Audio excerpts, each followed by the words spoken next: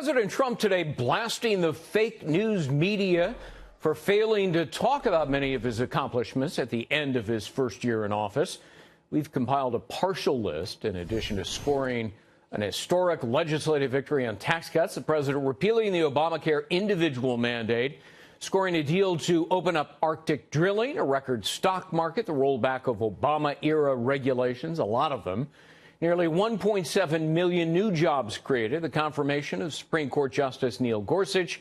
Mr. Trump's travel ban is now in place. Of course, approval of the Keystone Pipeline and the president signing Veterans Affairs reform. Whole lot more.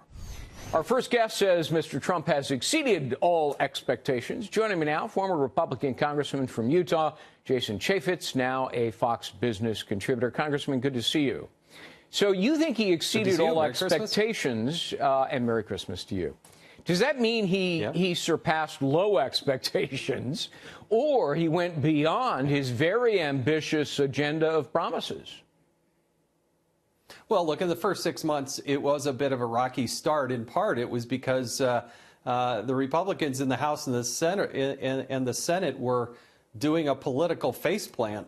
Basically, they were running into each other and defeating each other, even when they didn't need Democratic votes in order to have Republican victories. And so that is less of a blame on President Trump and more on the Republicans having all the levers of power. But somehow, I think, in its own strange way, the failure that was repeal and replace Obamacare got them to collectively come together, be united, and say, we have certain political death if we don't get our act together and pass meaniful tax reform. Well, I think the president lived up to everything he was supposed to do. Republicans got hammered for their failure in repealing fully Obamacare. Yeah. So it was sort of a wake-up call to them, I think. So, look, everybody's talking about, wow, huge tax cut legislation that was passed. The president signed it into a law. That gives him enormous momentum. That's the word of the day, momentum. Well, you know, you and I know that momentum can be fleeting. It'll evaporate like rainwater on a sunny day.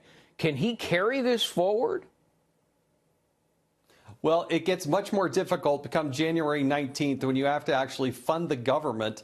They passed this continuing resolution, but I don't think many people are actually happy with that. Republicans want to institute their policies. Democrats want to thwart the activities of the Republicans. And you don't have the reconciliation tool where you only have to get to 50 votes. And so it becomes much more difficult, particularly in the Senate. And then when you take on some of the more contentious discussions like DACA, immigration, and how to fund the government, infrastructure is not going to be as easy as I think the president reports, because we just spent nearly $100 billion on hurricane relief, money that was needed. But at what point do you actually cut some spending? Right, that's more relief, although some infrastructure rebuilding there that was destroyed. I want to ask you about the breaking news story tonight, happened just a short time ago. Attorney General Jeff Sessions is now going to open an investigation into this report that the Obama administration gave a free pass to the notorious terror group Hezbollah over illicit drug trafficking, cocaine in the U.S., as well as money laundering. What do you make of that? Well, look, Politico, hats off to them. They've done a pretty amazing report with a lot of verification behind it. It is absolutely warranted because they need to provide Congress the documents that it's been asking for. But it sounds as if within the Department of Justice they were making progress on Hezbollah, which was basically importing cocaine to the United States to help fund other activities. And for that to be put at the brakes on it, I mean, that smells it's a lot like Fast and Furious, which we saw at the beginning of the Obama administration. Maybe they didn't learn their lesson. I don't know. Yeah, how many lives were lost? How many people died of cocaine overdoses at the hands of Hezbollah? And President Obama allegedly said, oh, let's get them a free pass. No big deal. We really care about Iran. So it's pretty stunning report. Let me move on now.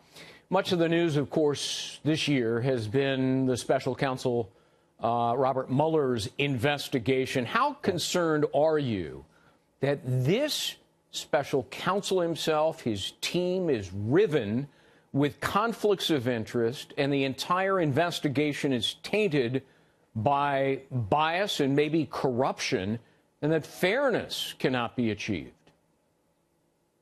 I think we have moved beyond the idea that bias, which I think is well documented and pretty well understood from very, very senior people on Mueller's team within the Department of Justice. I worry that we're into this collusion category where it's not actually Trump collusion with the Russians. What we're worried about is collusion with the Hillary Clinton campaign and an effort to not only take down Donald Trump, but trying to prop up Hillary Clinton. And then I also worry after the election, what did they do, particularly Bruce Orr and his wife, Nellie, the Fusion GPS angle. I mean, there's so many different facets to this story.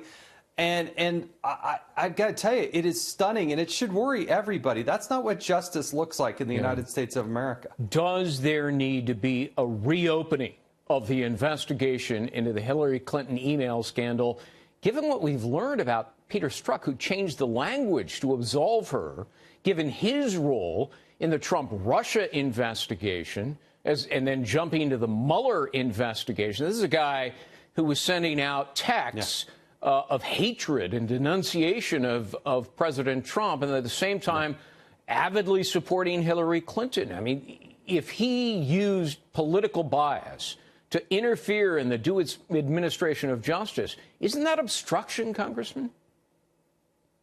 Well, I have not been a fan. Yes, it is, by the way. I have not been a fan of opening up and putting into place another special counsel. I mean, how's the first one working out? I would hope everybody to understand that inspectors general come with a lot of weight.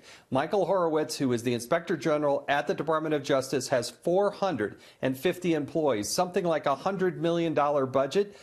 He's been looking at this since January. You have not seen leaks. They've been doing their work, doing their interviews, pouring over 1 million documents. They should be done by the end of the first quarter, and I think that will be the definitive view.